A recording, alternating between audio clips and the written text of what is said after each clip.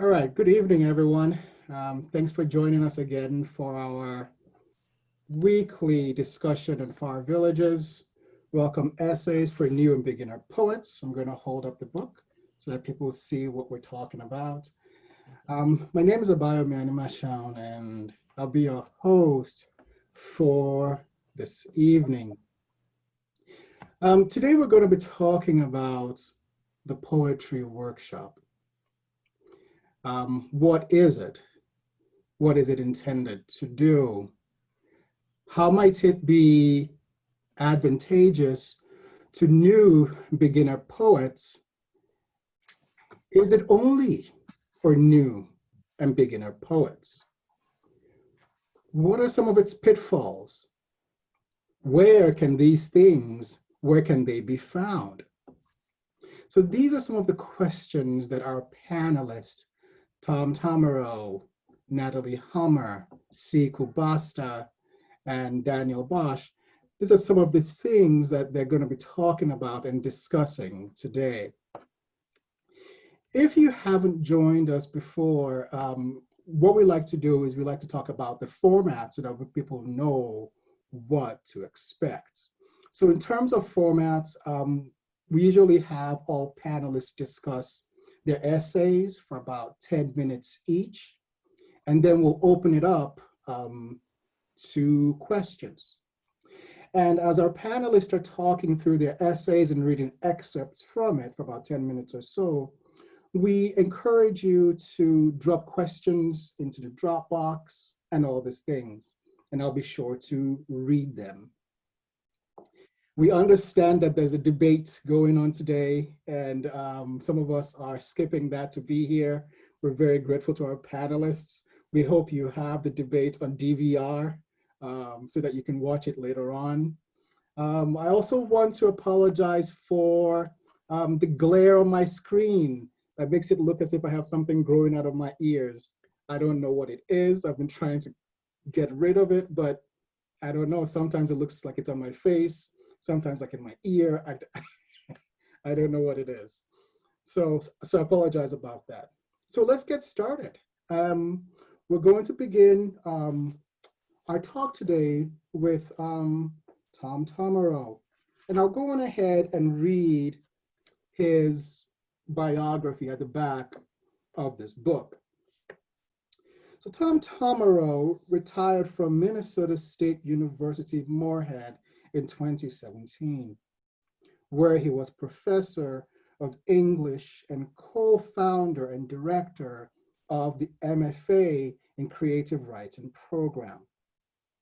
His collections of poems include 23 poems, Holding On for Dear Life, When the Italians Came to My Hometown, 31 Mornings in December, and Minnesota Suite.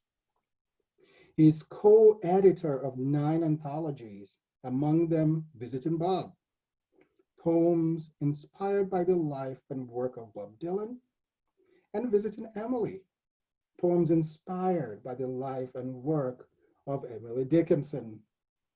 Thanks for coming, Thom. Thanks for inviting me. It's a pleasure to be here and to be with my fellow essayists. So I've been out of the teaching loop for 3 years here, so I really admire those of you that made the pivot to online teaching so quickly last spring. I think I would have failed at doing that, but somehow people managed to do it, and I admire that. Before I get started, I just wanted to say, when I received the anthology, I was overwhelmed by not only the content of it, but the size of the anthology. It's an amazing production. And so thank you, Bio, for editing, and thank Diane and Black Lawrence Press for putting all of the resources behind producing something like this. As a anthology editor, I'm well aware of what goes on in that process, and to do what you've done is amazing work. So congratulations on the anthology. It's a substantial contribution, I think, to the creative writing pedagogy that all of us are were involved in, still are, and I appreciate what you've done.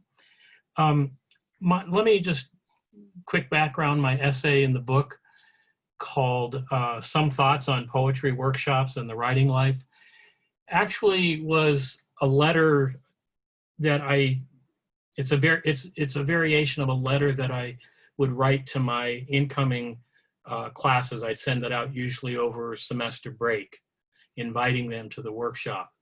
And as a way of sort of trying to set the tone for what to expect, because I think that's one of the things that a lot of young writers don't know what to expect when they sign up for a workshop, either in academia or outside, say at a community center or something like that. So it's a letter to them by way of invitation. And let me, if it's okay, I'll just read a paragraph or so.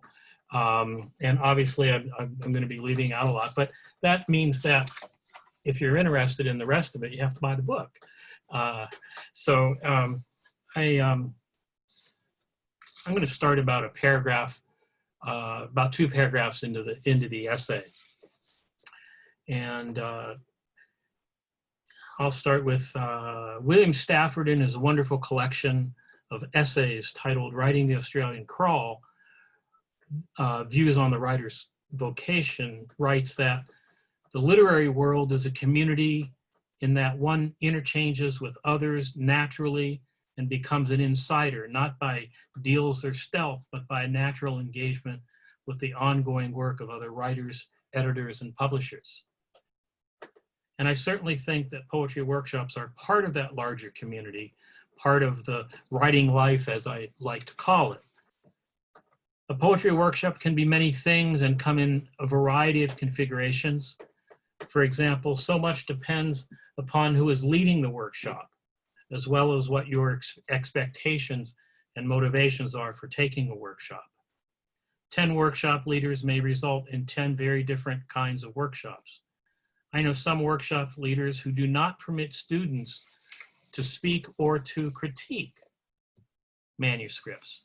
Only the instructor is allowed to critique student manuscripts. I think that's the extreme. I think most of us have probably are at the other end in the traditional workshop or were. Is that, so is that the kind of poetry workshop that you want to join? And so I asked my students that before you sign up for a poetry workshop, you should ask yourself the following questions. Why am I signing up for a poetry workshop? What do I want in a poetry workshop? Is this the poetry workshop I'm looking for? And then take some time to answer those questions. Sometimes it's only possible to answer those questions after sitting in on the first few meetings of a workshop, at which point you may choose to withdraw or continue. Poetry workshops are not for everyone. Walt Whitman never took a poetry workshop, nor did Emily Dickinson, though she did share her poems with her sister-in-law, Susan Gilbert, who sometimes offered feedback. Maybe my poetry workshop instructional style is not what you're looking for. Maybe it is, I don't know. That would be for you to decide. So in the meantime, let me offer some general thoughts about the kind of poetry workshop that can be most useful and helpful to a beginning writer. And I'll stop there. That's followed with a number of bullet points about why I think poetry workshops are useful.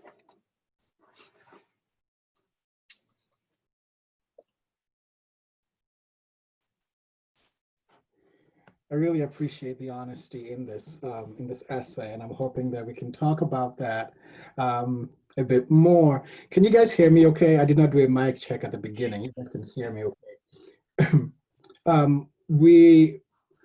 My hope is that we can talk a bit more about some of the issues raised in this essay. I really appreciate the honesty about things like, if you're going to, whatever it is that you're looking for, will you get it here? I don't know. And that refrain coursing through the essay lends it a kind of honesty that I really appreciate. And I'm hoping that we can talk about this a bit more at greater length. We're going to go to our next panelist, Natalie Homer. And I'll go in and read her biography, a short bio.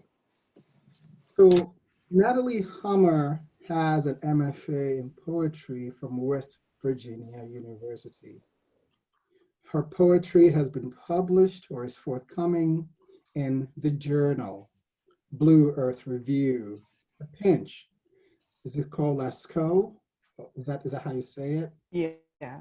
Lascaux Review, Ruminate, the Minnesota Review, Salamander, and elsewhere.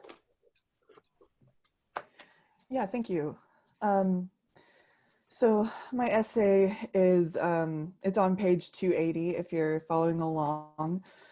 It's not a super long essay, so I'll read a chunk of it.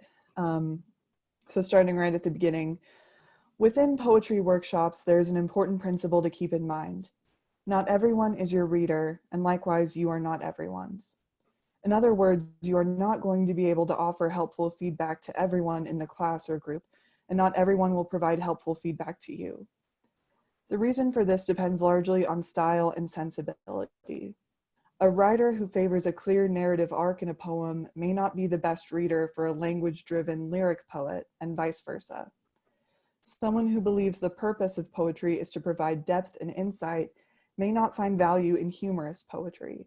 A poet inclined toward the surreal may fail to see any imagination in realistic poems, and so on. Anyone who's been part of a writing group or has taken creative writing workshops quickly finds that there are a few key people whose feedback can be trusted. These readers know what you're aiming for with your work, and their comments help you push the poem to be the best it can be. Many others may offer general help. Their feedback allows you to see overall consensuses and patterns. For example, if most people were confused by a certain line or interpreted something in a way different than intended. And still others may not offer much in the way of helpful feedback at all. Sometimes this is due to external factors. Perhaps the person does not want to be in the class, is unmotivated, or facing personal difficulties outside of the workshop. Sometimes, however, the factors that cause this are unavoidable and a matter of differing artistic temperaments. This means that a reader may be able to offer insightful feedback to one writer while simultaneously not being able to give satisfactory feedback to a different writer. In workshops I've been a part of, whether as the instructor or student, there are some recurring patterns I've noticed. One, the ideal reader. This person perceives the writer's intentions for the poem, makes astute observations about form and content, provides practical and helpful advice, and inspires the writer to move forward with revision. Two, the helpful critic. This person's comments sting a little. They take a blunt approach and will be completely honest, but ultimately their advice is useful and will push the poem forward. The unhelpful critic. Like the helpful critic, this person's workshop comments are blunt, but they criticize without offering advice or suggestions. For example, scribbling unclear in the margin with no further explanation. Four, the space cadet. This reader means well, but misses the mark. Often they will misinterpret the poem to be about a subject completely unrelated or unintended, and will offer advice based on that understanding. Or if they do understand the poem, they might try to push the poem in a direction that is contrary to what the writer is working toward. Five, the optimist. The optimist only provides positive feedback. Their intentions are good, but by being overly encouraging and not suggesting any changes, they do both the poem and the writer a disservice. Six, the airhead. Comments from the airhead tend to consist mainly of hearts, underlines, exclamation points, and check marks. They rarely provide negative feedback, instead opting for generalized words of encouragement such as great job and/or smiley faces. Unlike the optimists, their comments have no depth and are dutiful rather than well-intentioned. This list is, of course, reductive, but it helps to illuminate some of the recurring patterns that emerge in workshops. An important caveat is that, with the exception of the airhead, readers don't always stay confined to one category. Often who a person is as a reader can depend on what it is they're reading. This reinforces the main idea that as a writer, you may have different people within a workshop who will be your readers, and you may serve as the ideal reader to certain writers. And now I'm skipping down to the last paragraph on that page. A kind of mutual humility is necessary when interacting with poets who aren't each other's readers. On one hand, if your poem is being workshopped, knowing that some people in the crowd just aren't your readers is liberating. You don't have to please everybody, and if they never get what you're going for, it might just be due to a stylistic difference. On the other hand, if you find yourself thinking you may not be someone's reader, know that just because you don't understand or enjoy a poem doesn't mean it doesn't have worth. There are exceptions to both of those scenarios, but the general idea is to weigh the workshop comments given and received, acknowledging that reader sensibility is a factor. Ultimately, this leads to two takeaways. The first is to understand that when receiving comments on your workshop poems, it may be helpful to identify and prioritize who is giving you the most helpful feedback. They are your readers and essentially the audience you write to. The second takeaway is to recognize when you aren't someone's reader and to do everything you can to still be as helpful as possible. This might require you to put your preferences and tastes on the back burner and examine the poem in a more analytical frame of mind, evaluating what it is and what it aims to be. The primary question should be, is it successful at accomplishing what it sets out to do? So I know this whole idea of finding your readers isn't new, and it's kind of a tired phrase. It might be a little cliche, but at the same time, it's not something you instinctively know. At least I didn't know that going into workshops. And you can put, I think, a lot of unnecessary pressure on yourself if you're trying too hard. For me, it was like a weight lifted when I realized that we don't have to like or understand everyone's work, and also that if someone never ever seems to get what you're going for, and you can make every change in the world to try and make them happy, it might not be you. It might be that they're not your reader. So with this, I think it's helpful. I think it's a useful experience to be on both sides of it, to both be the person whose work isn't understood, but also to be the person who isn't understanding someone else's work, so that way you kind of know what it's like from both perspectives. I mean, I know in my MFA, there were two poets in particular who every week when I sat down to write their comments, I could read their poems 20 times and have nothing to say. And for a while, I think I kind of fell into this like weird arrogance and incorrectly thinking that they weren't good poets because of this. But that kind of goes back to what I was mentioning about humility. Just because you may not understand it or like it doesn't mean it's a bad poem. And even though the best I could do for those particular poets was being maybe an unhelpful critic or an optimist, the whole point is to try. And something I didn't really mention in the essay, but it's kind of been in the back of my mind is, I think if you're the teacher or the instructor or the professor, if a student isn't another student's reader or a person isn't another person's reader, it's not an excuse to give bad feedback. Like, that's not what I'm saying. I think it's easy to tell when someone is trying and not someone's reader versus when they're just not trying at all. So yeah, that's about it.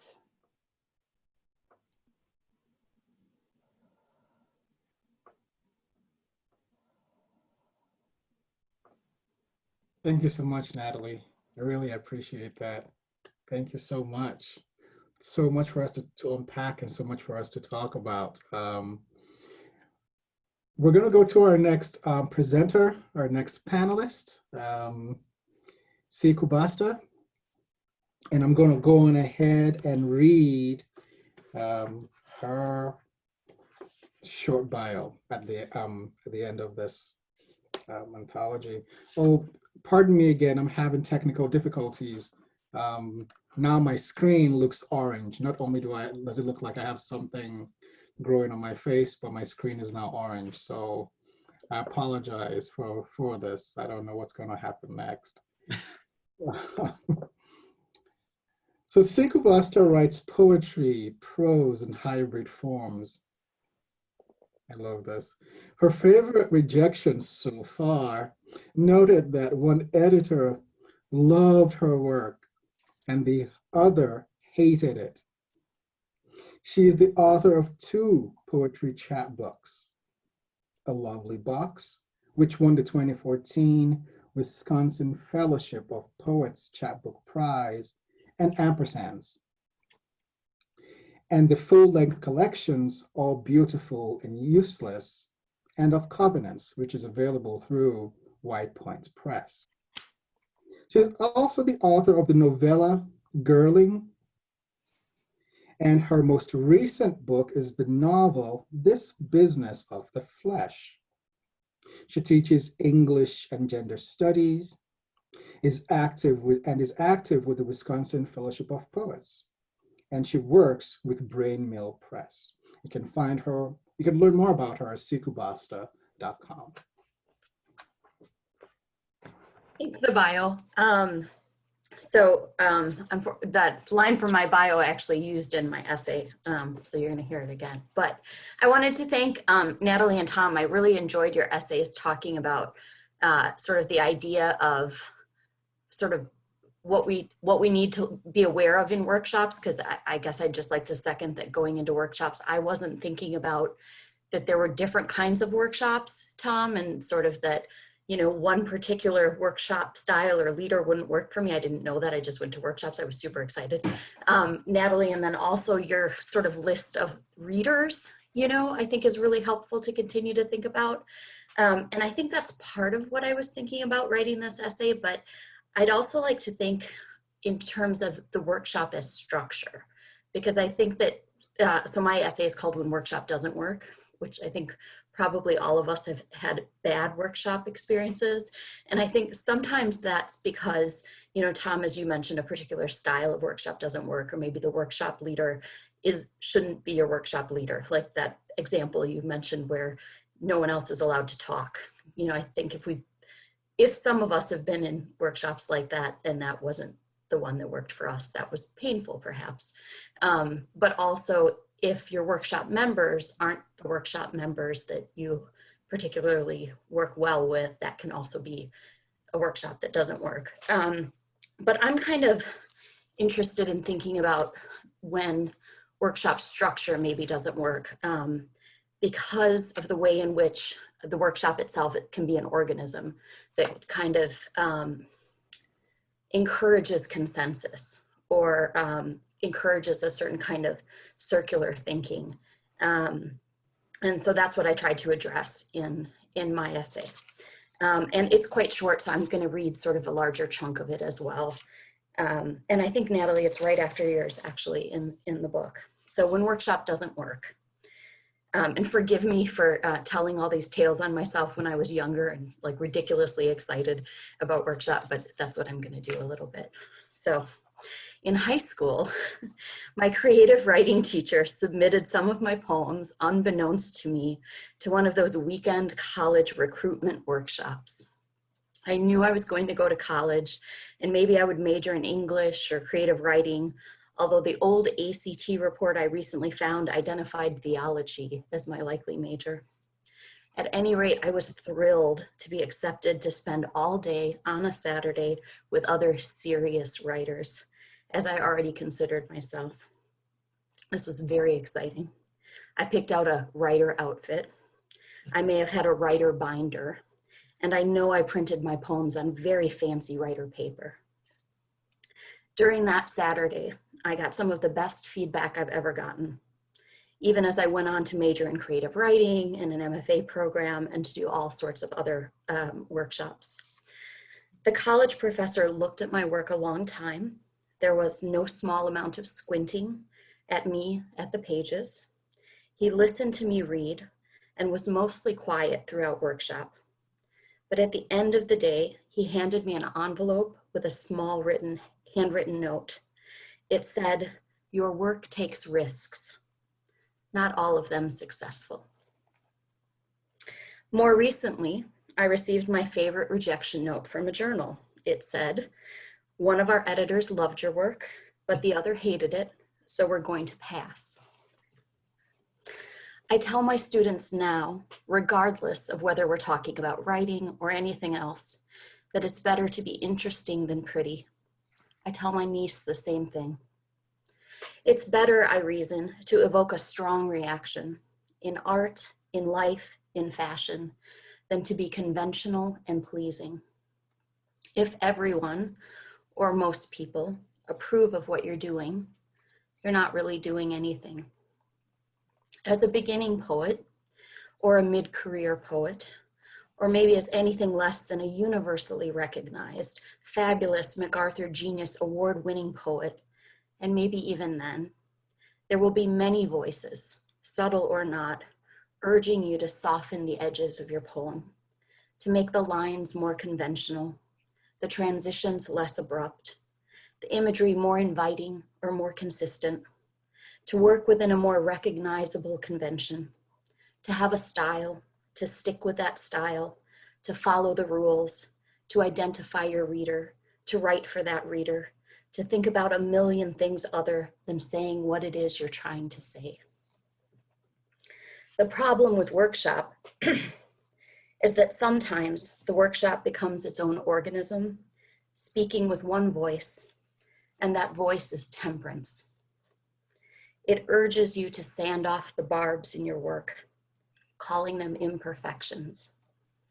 But the problem with a too smooth surface is that there is no friction, no purchase for anyone or anything. There are lots of kinds of risk. There are the formal risks, sure, but there's also the poem you shouldn't write because it's too dear. It hurts to write it, to read it, to share it, to publish it. Your finger falters on the post button, on the share button. You need an obscure place, a small audience. Maybe you even have a stack of poems to read only when you know no one you know will be there. Okay.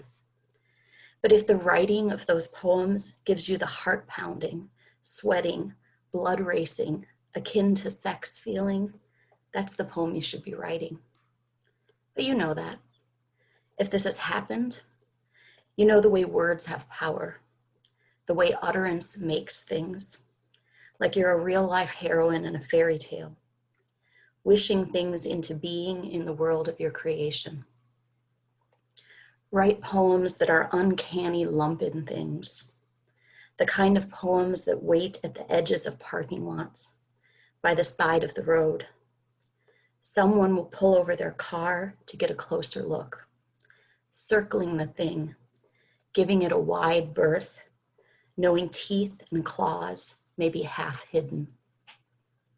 And I'll go ahead and stop there.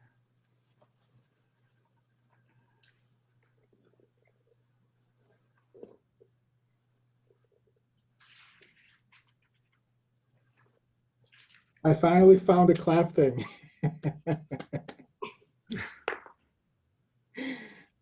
Oh, wow. There's so much to talk about here. I love the idea of the poetry workshop being running the risk. Is it even a risk? I hope we can talk about that more, of becoming its own organism. There's so much to talk about there. So thanks for that lovely essay. I think it's a very important essay. Daniel Bosch, is that how you say your last name? Yeah. Yeah. We're going to come to you, and I'm going to go on ahead and read your biography. So Daniel Bosch is the student of poets and translators I can't say this last name, Miller? McKay Miller. A. McKay Miller, Edward Snow, Richard Howard, and Derek Walcott. His collection, Crucible, was published by Other Press in 2002. His octaves at beardofbees.com in 2014. Cover Letter Toward a New Creative Writing was first published at 3 a.m. He teaches reading and writing at Emory University, the Emory University. Thank you, Abayo. Thank you, Black Lawrence Press. It's good to meet you, Tom and Natalie. looking forward to talking. And it's been a pleasure to hear you read. So I wrote cover letter as a cover letter for an application for a job. I want to burn down the MFA industry, as you will see. And I have chosen as a model for thinking through why we might want to do that after my years of experience teaching the Bauhaus model of artistic education from Germany. And in the early part of the essay, I present this diagram, which was made by Johannes Eden. And I'm trying to contrast the clarity and specificity of Bauhaus discussions of how to train artists with the kind of non-clarity and non-specificity that I see in the very program to which I am trying to apply to become director, okay? So in this, I quote their poetry workshop, their intermediate poetry workshop language. Here it is. Through in-class writing exercises, the reading of model poems and discussion of student work, students are encouraged to produce poetry of greater sophistication. Familiarity with work of notable poets is strongly encouraged. Vagueness like this serves programs in creative writing that are built around the development and exploitation of cults of personality in popular poets and in star students, the ones who have it when they walk in the door.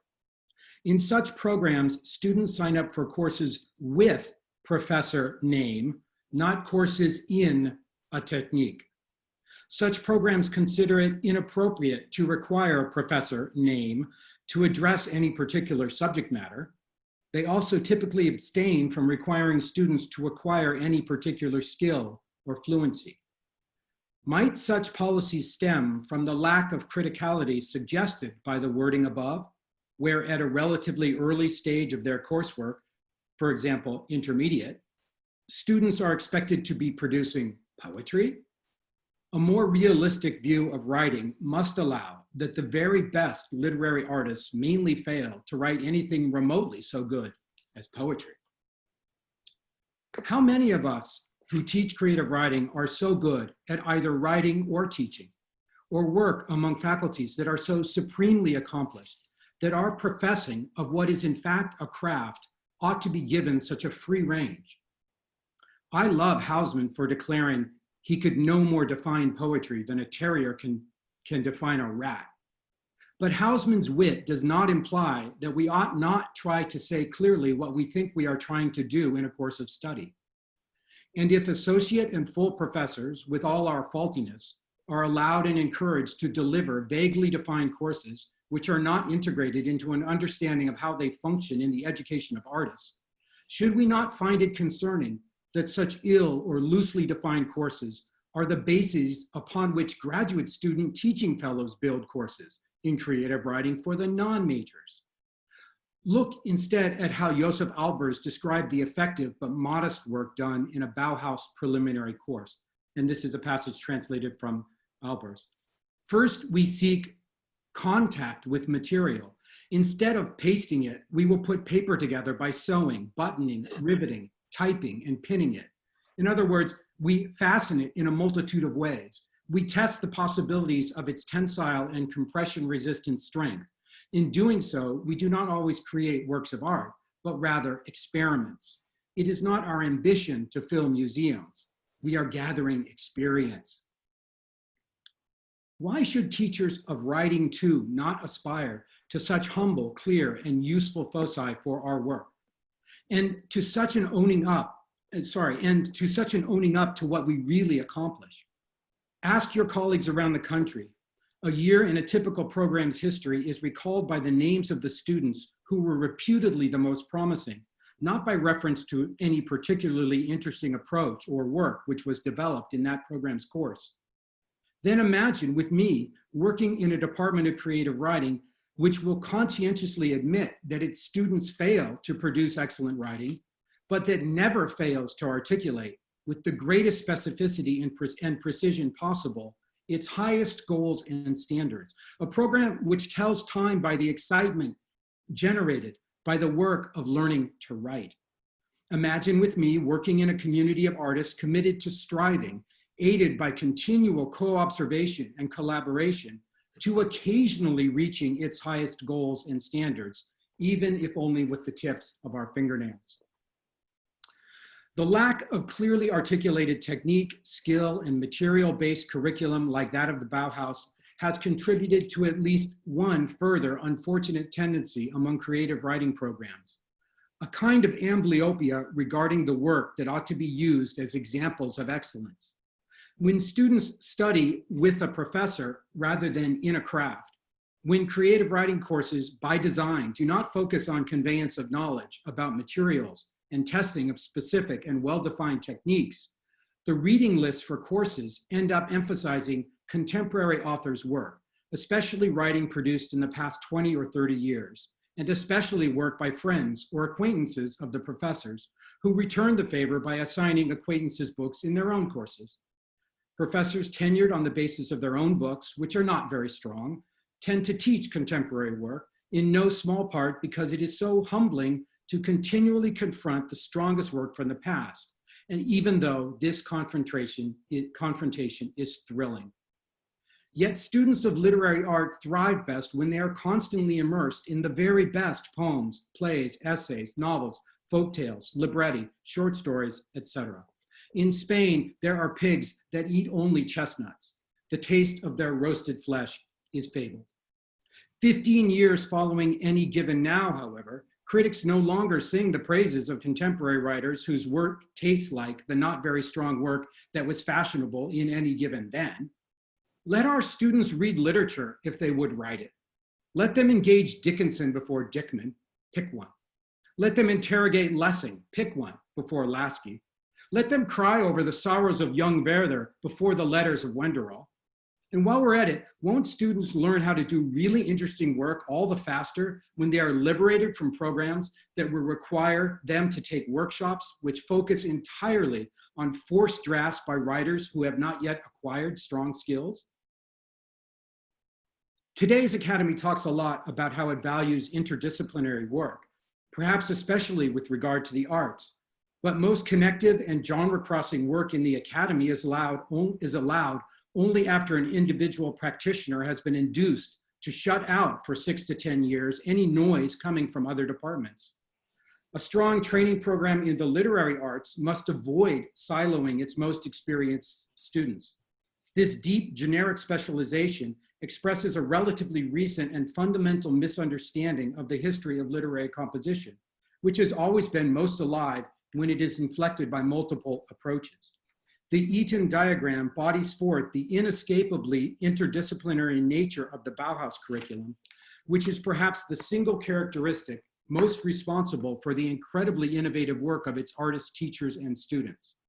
Gropius and Kandinsky and Feininger and Albers and Eaton and the rest understood that to struggle with any particular medium is likely to yield lessons useful in preparing to struggle with another medium, that artists who have been trained to work with and to imagine in glass will make more interesting and compelling art in wood, plaster, and steel. The same wisdom is applicable to training in the literary arts. Imagine with me a department that set its student writers immediately at the confluence of the 3 major literary forms, verse, prose, and playwriting, so that each young artist faces the challenge of each form armed with the best practices of the other forms. No matter how certain a young artist is that she was born to be a novelist, she will become a stronger literary artist if she grasps the fundamental dynamics of composition in verse, in prose, and for the stage or screen. The literary arts, inextricably tied to the word, to time, to silence, share perhaps even more than the various plastic and visual arts. Plato wrote the world's most powerful philosophy in dialogue form. He wrote lyric poems too. Emerson's work in verse nurtured his work in the prose essay. Faust is a stronger play because Goethe wrote novels in lyrics. Chekhov wasn't diddling around with short fiction. His mastery of story writing is inextricable from his mastery of playwriting. Shoyinka's work in poetry and memoir has explicated and undergirded his theatrical visions. Hughes's simple stories are not simpler minded because of his work on an avant-garde weary blues. Beckett's prose plays and novels reverse the sonic density that animates some of his poems. Hardy's architectural fiction was the charrette of his success as a lyric poet. Borges and Bishop's incredibly powerful prose fictions are not the products of minds which have been temporarily distracted from poetry in verse. They are the products of minds and hearts that enter into fundamentally productive dialogue with and have learned to exploit one form when they write in another.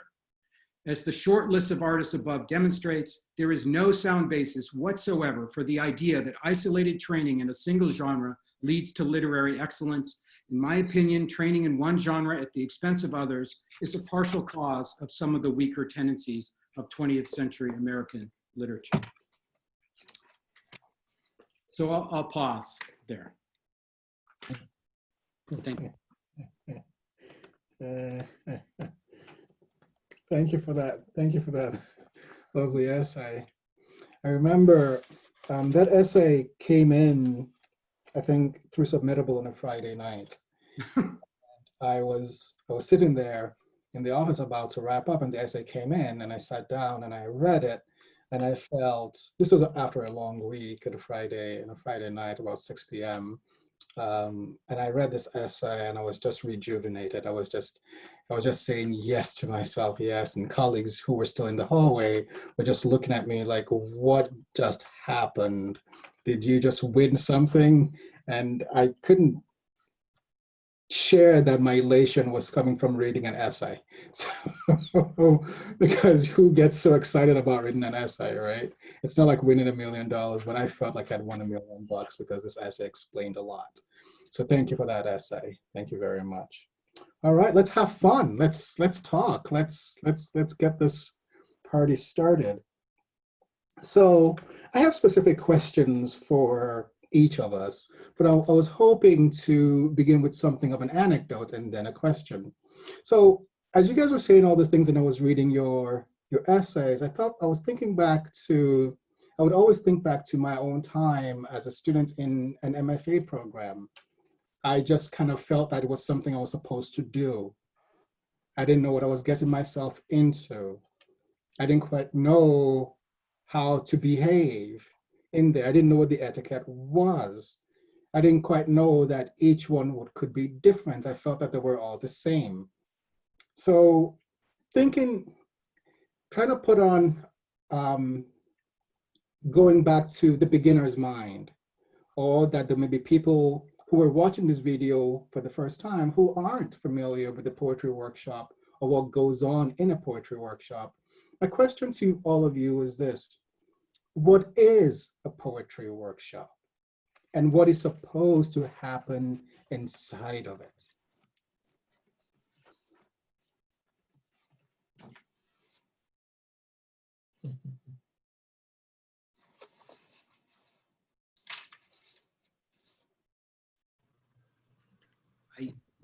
I just finished talking loudly for several minutes, but I feel that my position to this question, Abayo, would be that it should never be forgotten that for most universities, a poetry workshop is pretty good money for very little expense.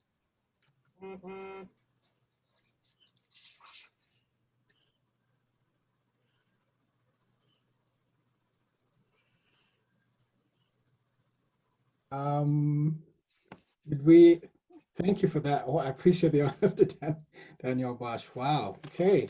What about for the rest of us? So I would say that both in my undergrad and in my MFA program, I had the really traditional poetry workshop that was the participants, I think the poems weren't always anonymous. I think in MFA they weren't, but in undergrad, our poems were anonymous. But in either case, the leader, whoever's poem was being discussed didn't speak until the end. It was like that model with both of them. And in both cases, they were really lovely leaders who were very good leaders and, were open to all sorts of different kinds of discussions. But whoever was the poet sat quiet and silent until the end.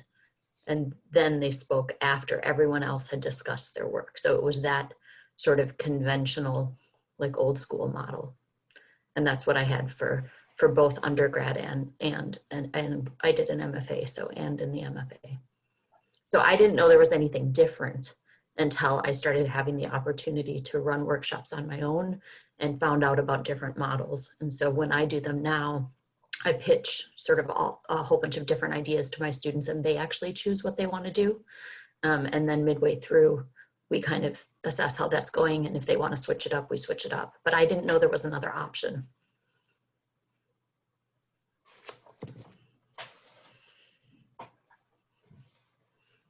Yeah, this is not a super intelligent comment or anything, but just the question of what is a poetry workshop, I would just say it's a chance, however, whatever the logistics are, it's a chance for people to both write poetry, read poetry, and to get feedback on your poetry and to provide feedback to others. And I think the biggest value in it lies in the fact that if you're existing in a vacuum, it's hard to judge yourself. I mean, I feel like, now that I'm not in academia anymore, and maybe other writers can relate to this, once you're, outside of that, you're kind of drifting and you're kind of on your own.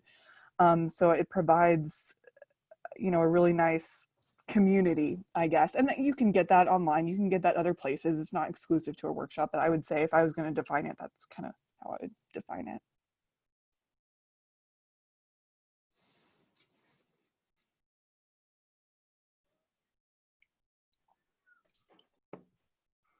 Tom, put me on the spot here.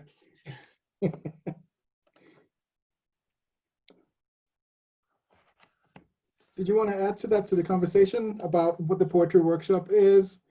I have a more specific question for you. Well, go ahead and ask your question. Okay. Yeah. So one of the things that you mentioned, and we have a question coming in also, and I'll read that in a minute. One of the things that you mentioned in your essay is that whatever it is that somebody's supposed to get from a poetry workshop, that it's kind of hard to pin down, right? Will this make you, receiving comments from me make you a good poet? I don't know. Will coming into my poetry workshop make you the poet you want to be? I don't know. And this was something that I mentioned after, when you gave your presentation. You kept saying, I don't know, and I really appreciate that honesty. I guess my question is, how does a poet know if there's so much fluid in the poetry workshop, in terms of if there's if it's so fluid, if it's so hard to grasp, right? How does a poet know that he's found what he's looking for in a poetry workshop? Yeah, tough question to answer, but I think it's one that I think writers come to on their own accord. I didn't come through I took one creative writing workshop as an undergraduate, and then I took a creative writing workshop in graduate school. Neither school had an MFA program. And so I come out of a traditional English, scholarly research background and so on. But I was writing poetry myself. And so when I went into those workshops, you're kind of at the mercy of the person who's teaching the workshop. You don't have much choice. And at a smaller school where you don't have 3 or 4 different people teaching poetry workshops, you're kind of at the mercy of the person, 1 or 2 people who are teaching the workshop.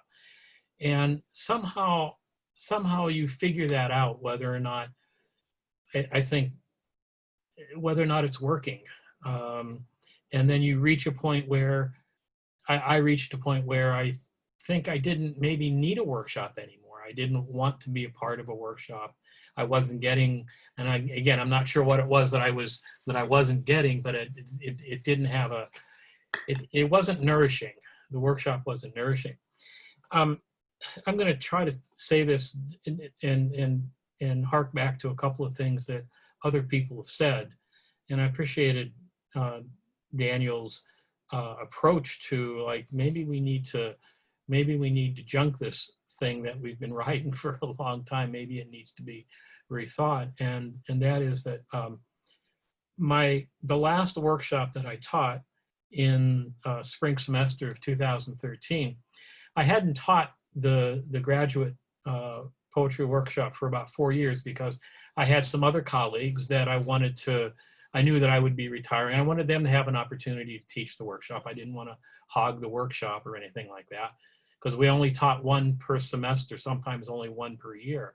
And I thought, well, my younger colleagues need to have experience doing that. So I kind of, I traded off. And I made a promise to myself that I was not going to teach the workshop until I had really done something to what eventually I would call flip the workshop. And that is that I took the models that I was familiar with. I mean, I even though I didn't attend MFA programs, I knew what the models were, and I flipped it. And the way in which I flipped that workshop was that I had sat through so many workshops where we would spend hours reading maybe 3 or 4 poems and getting lots of feedback. And then I'd see revisions of these poems, or I'd see them in the student's thesis, and nothing was changed. Nothing was done. I thought, wow, we spent 3 hours, we spent 5 hours talking about this poem, and it had no effect whatsoever on the writer. And I felt as though that we were wasting a lot of time talking about, critiquing other people's work, and using that same model where people were silent until the end, and then the writer could speak, or the professor could speak, and so on.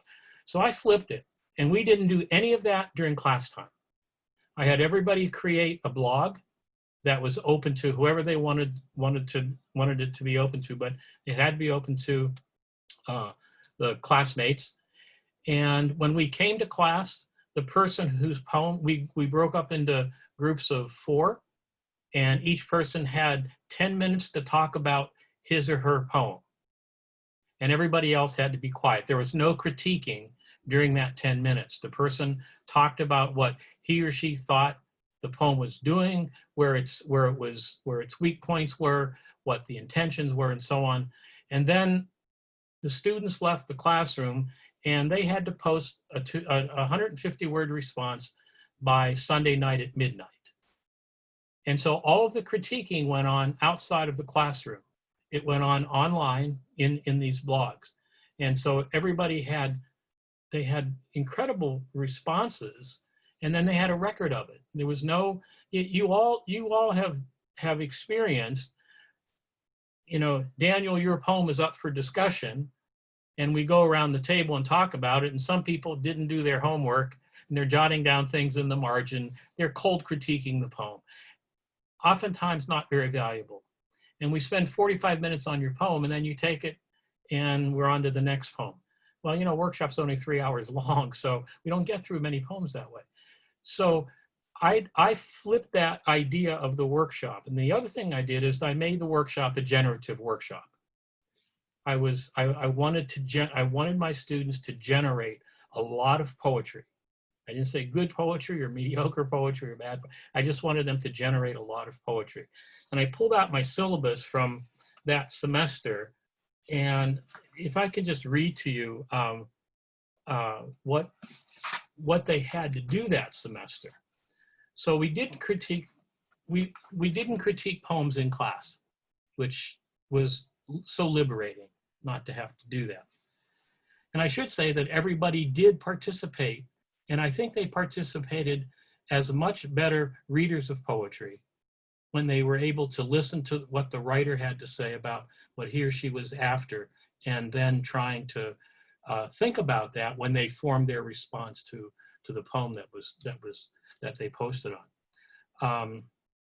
I had a textbook, Wingspan, Wing Songs. I can't remember the name of it, and Wing Beats. I'm sorry, Wing Beats. and they had to choose 7 chapters from that, and they had to write a poem based on the 7 chapters. So there's 7 poems right there that they had to produce. Okay. I had them, we were reading Jay Perini's book called Why Poetry Matters. And Jay is a friend, and he volunteered to do a Skype session with my students. And so we spent almost 2 hours Skyping with Jay. They read the book, they asked questions, really, really good discussion. Jay, I was in here in Moorhead, and Jay was in Maine.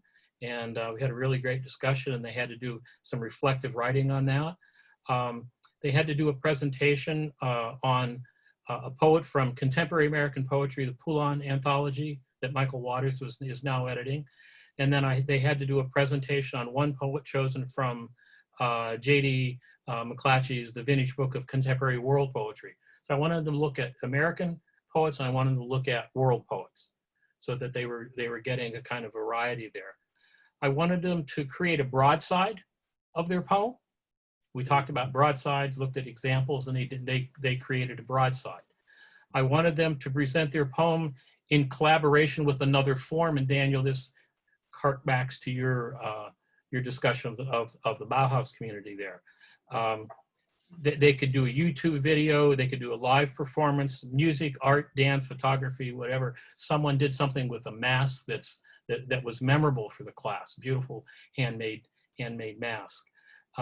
And then I also wanted them to, submit poems to journals. So halfway through the semester, they had to give me a list of 5 journals where they were going to submit their poems to.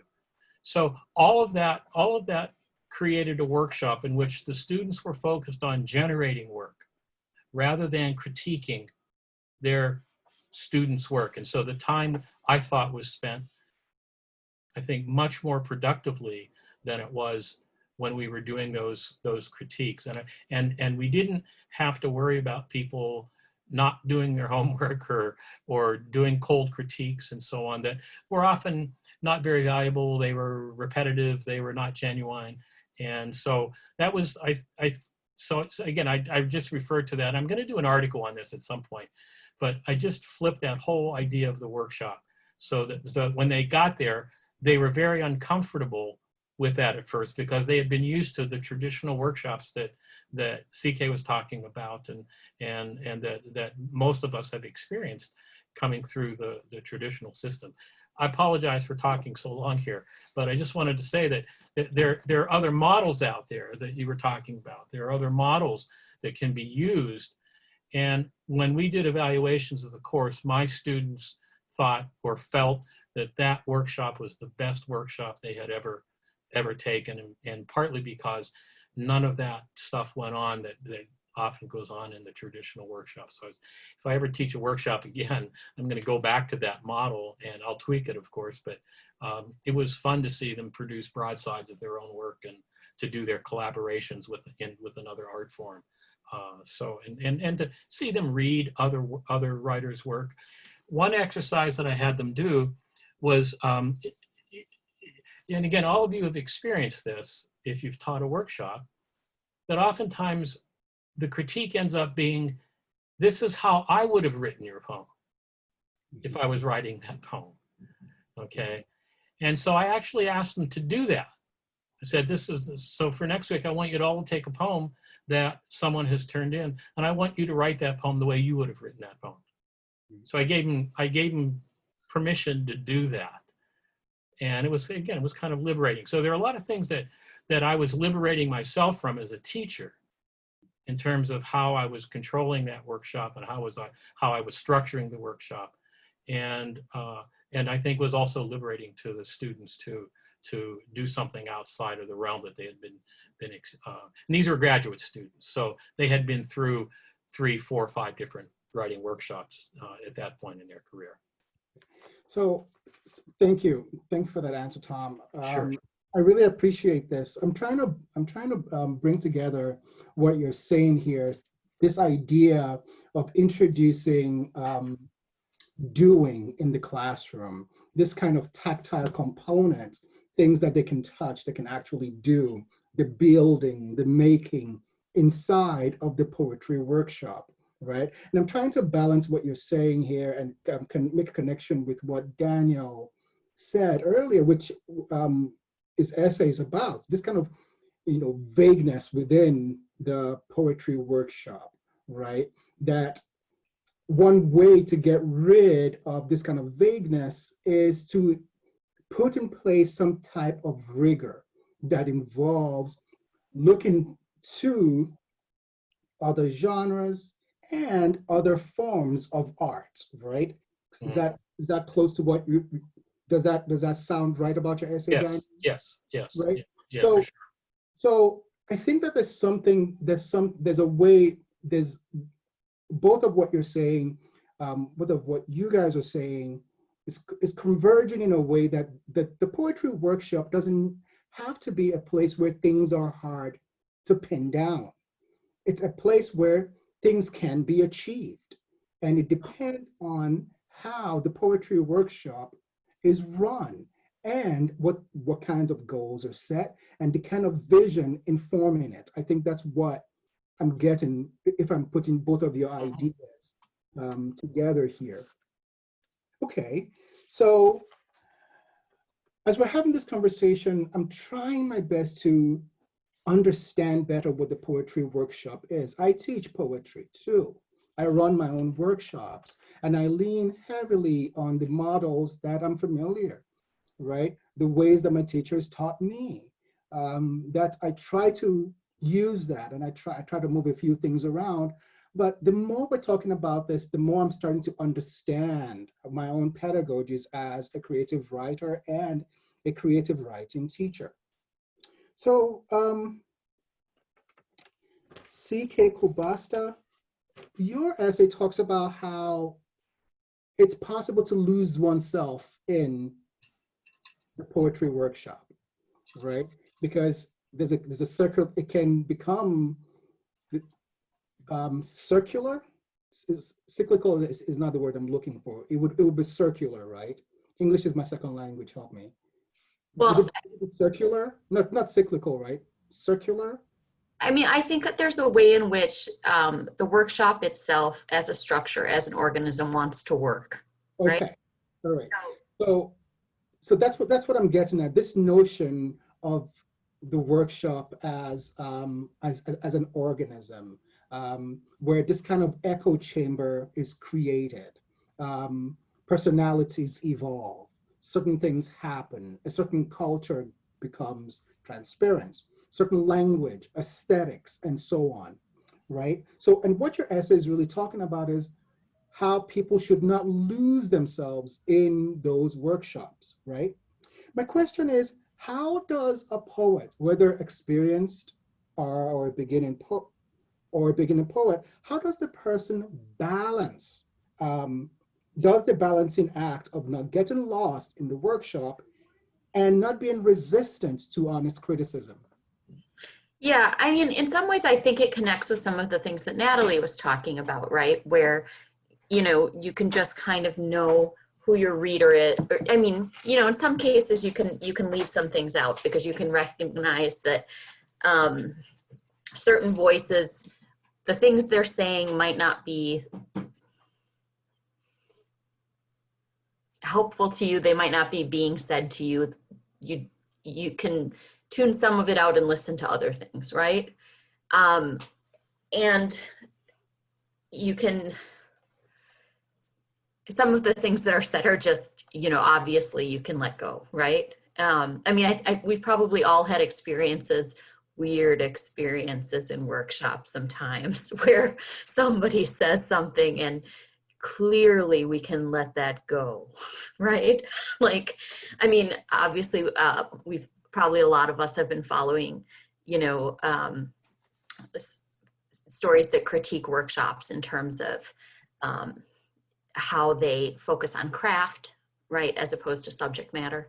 And what a really isolating experience that can be for people who are talking about very important things. And instead, again, there's this tinkering around the edges with craft and people are trying to say very important things and there's no engagement with that whatsoever. Or there's a particular aesthetic. I'm thinking about the way many, not all, but many MFA programs have sort of a particular focus on, say, realistic fiction in the fiction workshop, right? And so that can be an isolating experience for someone who perhaps wishes to do something within a different tradition or within a different aesthetic, right? And the ways in which the makeups of certain programs obviously can be deeply isolating for people who don't exist within the same sort of, people who are queer, Black and brown poets, things like that, right? I mean, obviously there are ways in which the workshop, because of their makeup, can be isolating experiences for people, right? But that's hard to know if that is what's going on when you're a, beginning poet or a beginning writer. And it's hard to know when to trust your own voice when it seems like, or it is the case, that the majority of the other workshop participants don't seem to be listening or responding to your work in a meaningful way, or the workshop leader isn't listening to or responding to your work in a particular way. So I think that's a really difficult question, Abayo, because what do you do in that situation? If I may,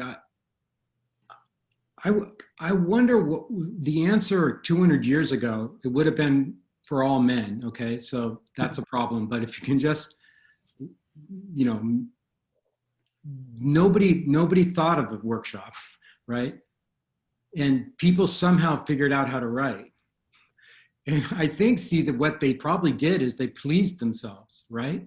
That's what I imagine, is that they didn't look for this community that is so problematic, as you're pointing out, for so many people, but they read stuff and then tried to make stuff. And when the trying to make stuff felt really good, they did it again. And it was a long time before anybody read anybody's stuff. And I'm getting all wistful. We have questions. Did somebody want to, I'm sorry, CK, please go on. Well, I'm not suggesting, though, that community isn't important. I'm just saying that perhaps workshop isn't the only kind of community, right? Yeah, no, I definitely think community is not that important. I think it's one of the things that is really sold very hard by the systems we work in. People keep telling you need a community, but the evidence looking back is that a whole lot of people just wrote stuff. Well, but other people weren't able to, right? I mean, we might be going down a rabbit hole here, but I guess I would suggest that workshop is a kind of community, and I think there are other kinds of community. And so maybe to circle back to sort of the beginning of sort of this question that we started with, or that Abayo that you asked me, is that I think when workshop doesn't work, one can seek out other ways of interacting with other creatives, with other artists.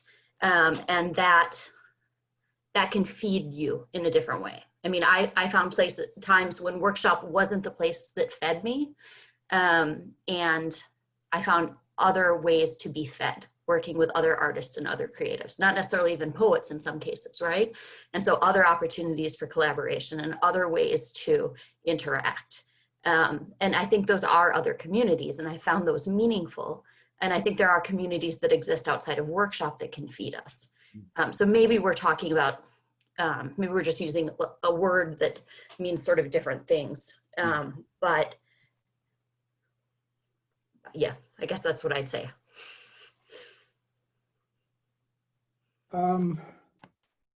Questions are coming in, and I'm going to read them for all our panelists here.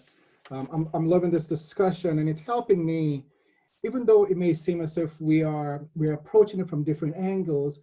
We're still moving around this entity, this workshop entity, and we're still trying to understand it and put language to it. So there's a question here. As a genre shift, this is for all our panelists, as a genre shifting anthropologist and recovering academic, oh, I guess this is for you, Daniel.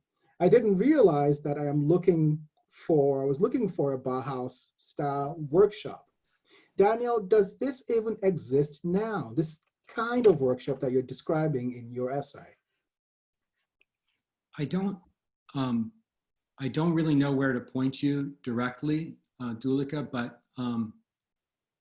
I think in the writing world, screenwriting is one of the places where they do the kind of narrow focus workshops that I'm suggesting in my essay. Like in screenwriting, like you can take a course in writing sitcoms.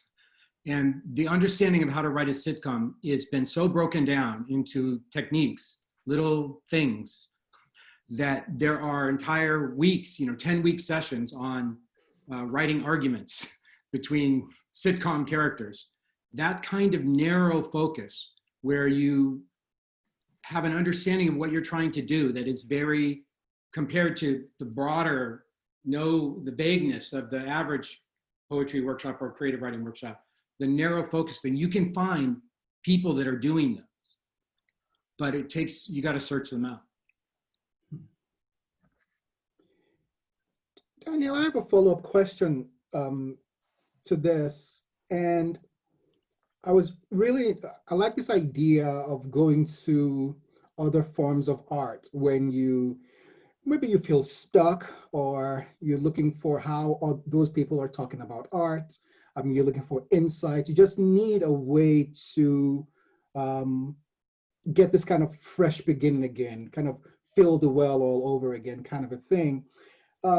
How soon in a poet's apprenticeship should they begin to take us this kind of rigorous study that you're talking about in this essay, which I absolutely love? And is there a risk here of being too intent on? I'm using that phrase, intent on, because part of poetry is meandering, moving. There's a particular aimlessness to poetry, right? In some measure, right? Moving around, reading this, putting it down, reading that, putting it down, trying on this person's aesthetic for some time, putting it aside, it's not for me, and then coming back to it and saying it's really for me.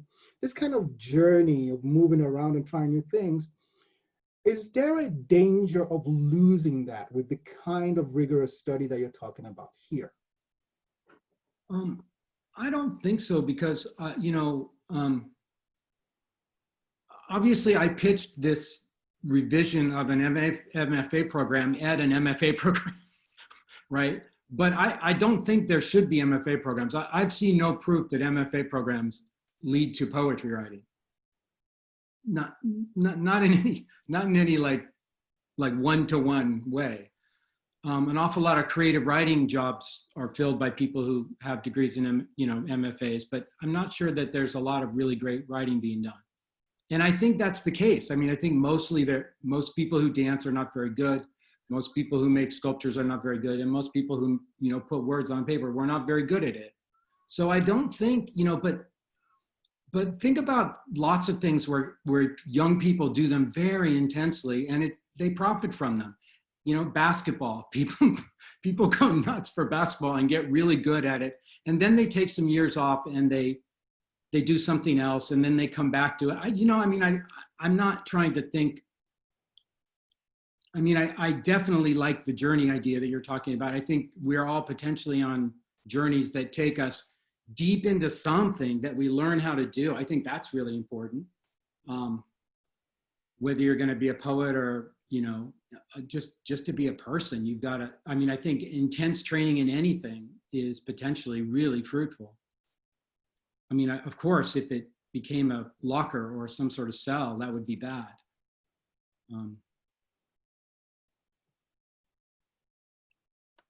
Thank you for that. Thank you. We have a question for Thom. So you were describing your workshop earlier, Thom, and the question is, did the workshop have more of a positive, did it have more of a positive, productive results for the student as time went on? At first they were, again, it was something that they were not used to.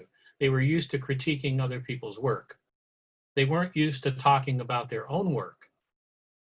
And so that was a little bit awkward at first. And I said, do it for 10 minutes and move on. But shifting the focus, sort of decentering it from their poem as the center of the class, I think was important. And I kind of decentered myself as authority in the class when I turned. So these are things that you have, if you want to pass this class, your grade's going to depend on how much you produce. It was solely on, what you produced, how much you produced. If you did all the things that we talked about, that I mentioned, and they adapted pretty easily with that, and they tended to like that workshop style.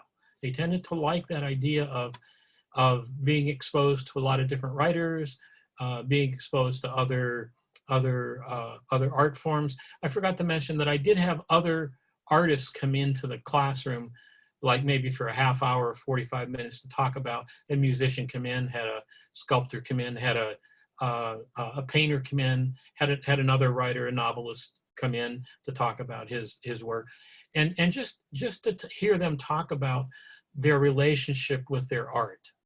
Because finally, I think that's what we were doing, was trying to establish, what is your relationship with your art? How much are you willing to commit to this art? Is this a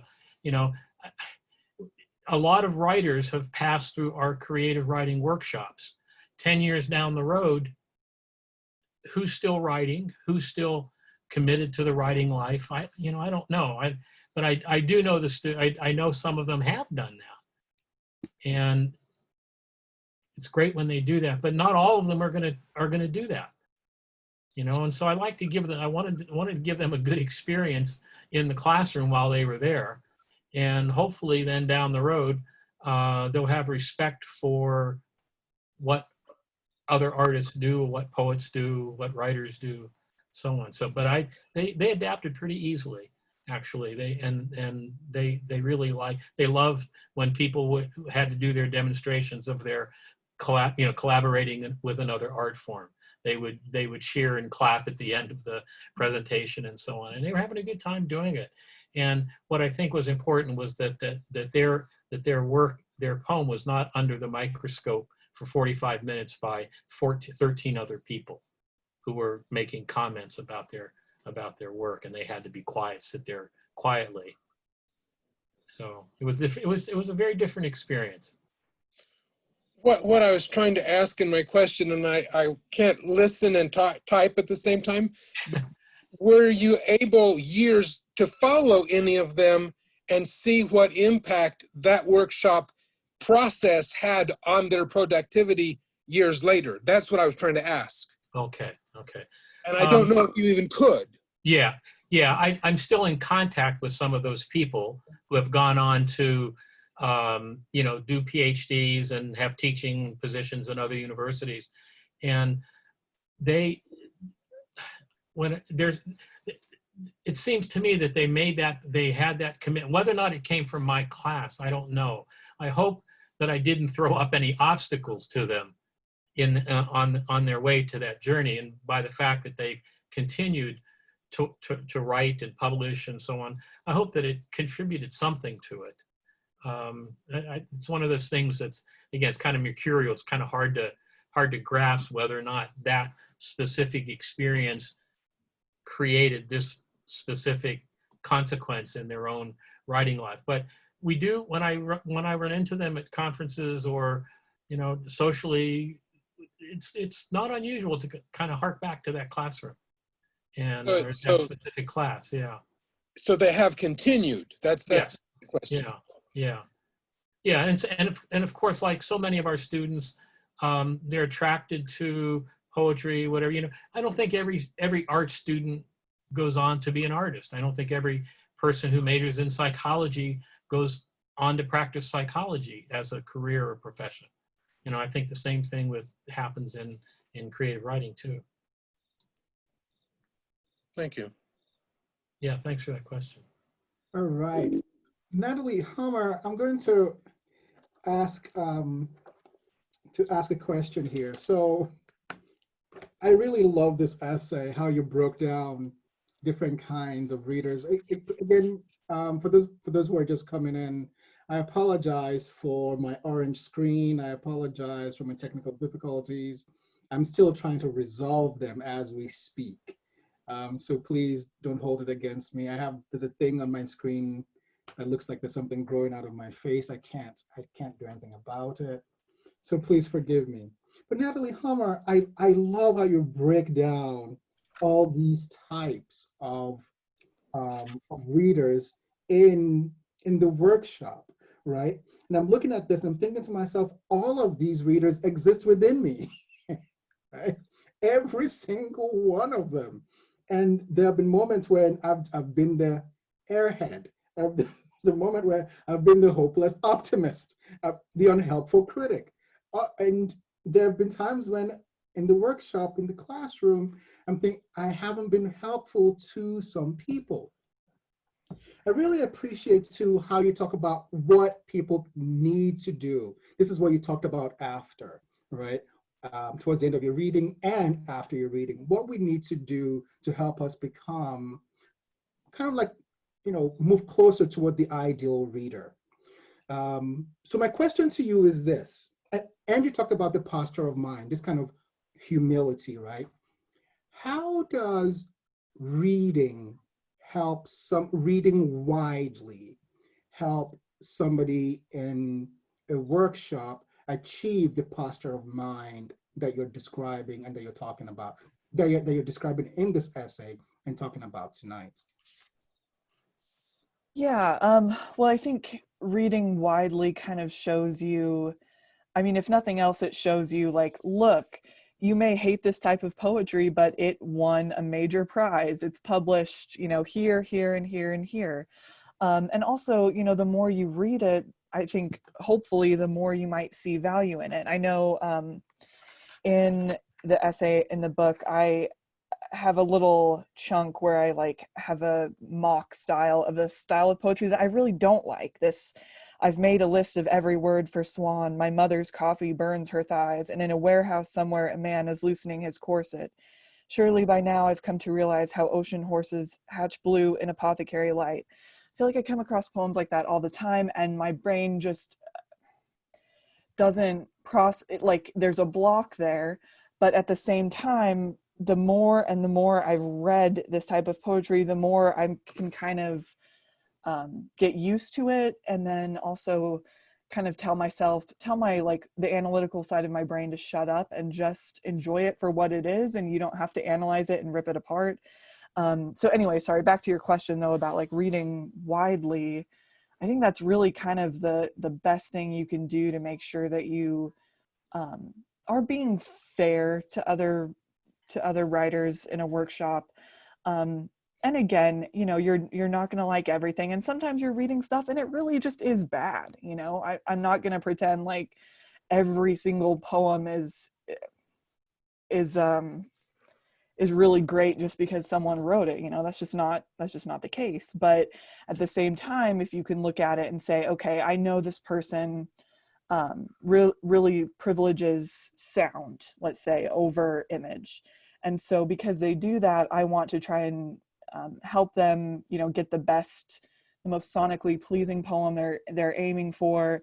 And if I know they typically work with, if you're in a workshop with someone for a while, you might start to recognize the themes and things that they're working with. This poet, someone really talks about home, the concepts of like home and belonging a lot. And so then you try and like pick and pull out those things that you notice. And so there's kind of like ways you can work around your initial frostiness toward a poem, I guess. Thank you for that answer, Natalie Homer. We have a question coming in. I'll read. There's a small statement before the question, so I'll go ahead and read. So I'm playing with pantoums on partition. Peg this form to a historical erasure of mass migration, 17 million people. Do any of the panelists know of any workshops that focus on specific form, comedy, for example, and the person is in search of a workshop where they would appreciate guidance from all participants, online workshops that they might be offering now.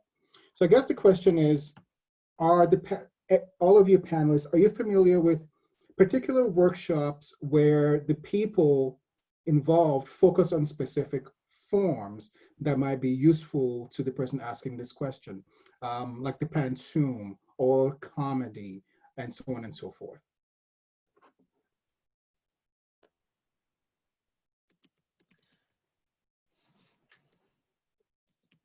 I'm not a panelist, but I'm aware of the Poetry Foundation.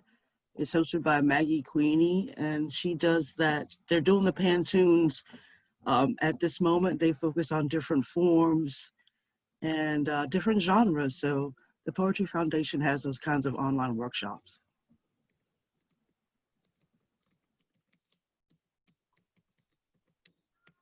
Thank you. And do any of the panelists or any of the current panelists offer any online workshops? I don't. Yeah, I don't. This may be.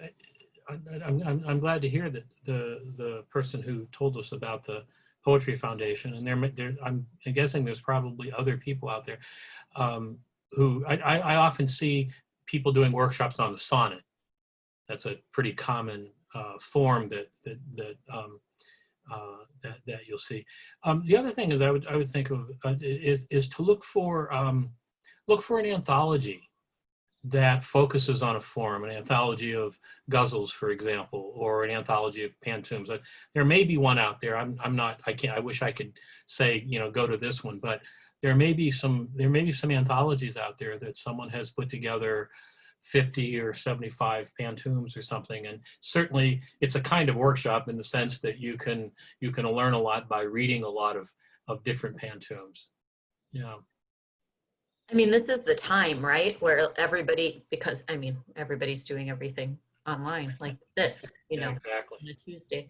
So wait, it's Tuesday, right? Anyway, and I'm thinking of like a couple people I follow on Twitter who are like hardcore formalists, and they're always, tweeting out this event, this event, this event. So I think if you find the right thread, you could probably get tuned into whatever's going on, because it seems like amongst all the myriad options, that must be an option somewhere in addition to what Jennifer was saying about Poetry Foundation now.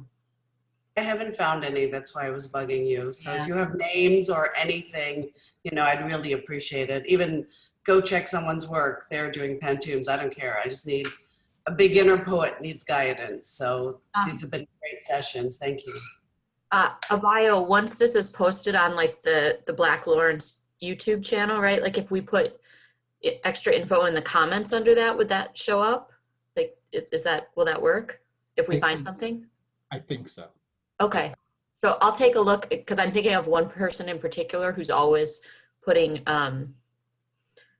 links to like any event, and that's kind of his jam. So I'll take a look and I'll put it in the comments under this recording in YouTube if I find something.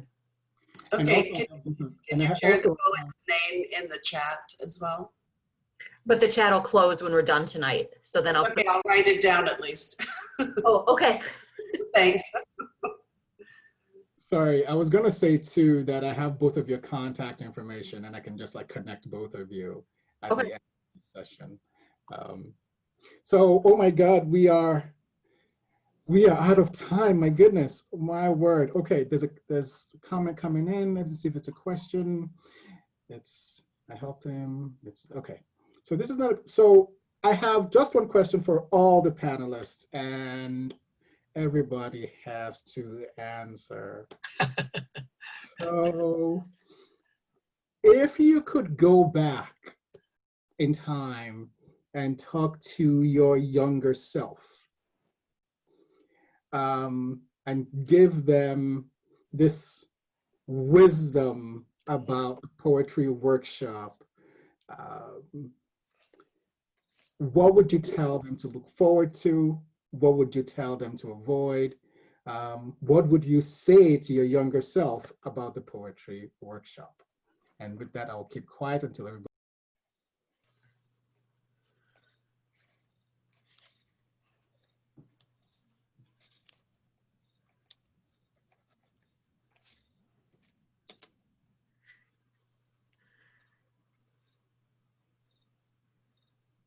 I think we should go in the order that people read their essays so that I have more time to think.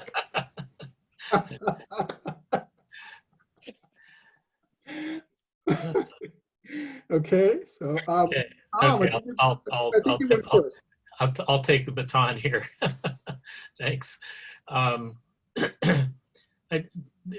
Two responses to that. One, directly or indirectly, I would say to my younger self, give yourself more time to write. It's one of the things, if I have any regrets, I probably spent time doing things that I would rather have spent writing. And I wish I would have been able to carve out more time in my in my studies and my career or whatever, and forget a lot of other stuff that I did. As far as workshops, my experiences were okay in the workshops. As I always tell my students, finally, folks, you are the arbiter of your own poem. No matter what someone says about your poem or doesn't say about your poem, your name goes at the bottom of that poem. It's not, their names don't go on that poem when it gets sent out for publishing. So I think you need to just sort of follow your heart with that. And my response that I learned early on from someone was to say, no matter what responses people gave my work, positive, negative, indifferent, thank you for spending time with my poem. I appreciate it.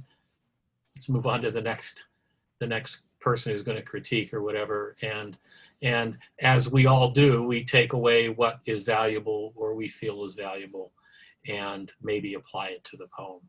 And so I don't know that that's anything that I would do differently, but I probably would have, I wish I would have been maybe a little more conscious of that, especially early on, and not to take people's criticisms or critiques too seriously. And that again, it was my name that was going to go on that poem, not theirs.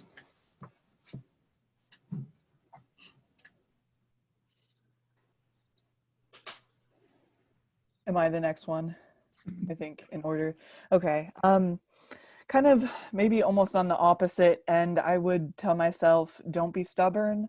Don't be an individualist. Don't think that you know better than this whole group of people and this instructor who has a hell of a lot more experience than you do. I think maybe this is just me, but I remember a lot of times thinking, the instructor is giving you advice and you're kind of like, yeah. And you don't really believe them, right? Like you might think, well, okay, but I'm going to go off and do what I want because it's my poem. And then later on, you might come to realize that, you know what, they were actually right and they did know better and they did have good advice. So that's not for everybody, certainly. But for me, I would say, like, don't be stubborn. Listen to those who know better. And also, I mean, I thought C. Kubasta had a good point when in her essay about like there is a tendency in workshops with too many people, it can kind of dull your poem if you're listening to too many people and that temperance. So that is something you have to weigh. But at the same time, I would say, community matters, and people who like your instructors who have a lot of experience, listen to them.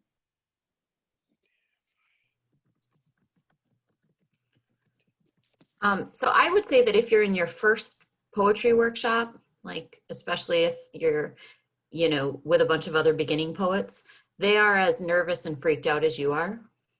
So, and they are as concerned about sharing their work as you are. So if that's stopping you from, if that's stopping your voice, and maybe it's okay, and it's okay. Like it's okay to say the thing. It's okay to say, you know, this is my first time doing this, and here are my thoughts on this line, and this is what this made me think of. And it's okay to ask questions, and it's okay to it's okay, and it's okay to say this is new for me. It's okay.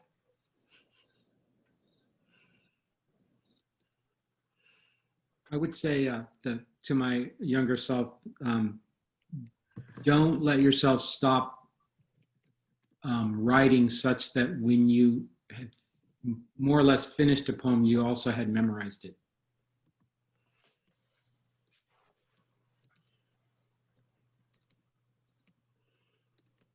All right. And with that, we're going to bring our conversation to a close. Thank you, everybody, for the wonderful panel discussion.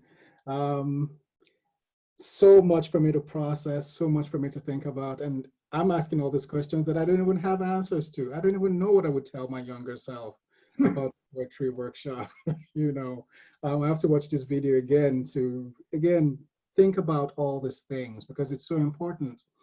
Why do I feel as if for many of us, it feels like a rite of passage? Why does it have to feel that way? But what you guys are saying is that it doesn't have to feel that way, that there are alternatives, there are other things that people can do. There are other modes, other ways of generating and coming up with community. So much to process. Thank you very much for your insights and thank you for your time. There was a debate tonight, I know. So thank you, thank you. Before we go, before I click goodbye to everyone, I just wanted to say that Black Lawrence Press is having 40% off through the month of September. 40% off on all print titles, okay? And please, if you can, please join us next week where we're going to be talking about publishing and the literary community. We're going to have Helen Ruggieri, we're going to have Linda Simone, Katie Manning, Nancy Reddy. It's going to be a fun, fun conversation. Thank you all for your time. I appreciate it. Thanks for coming and hope to see you next week. Bye-bye. Thank you. Good job.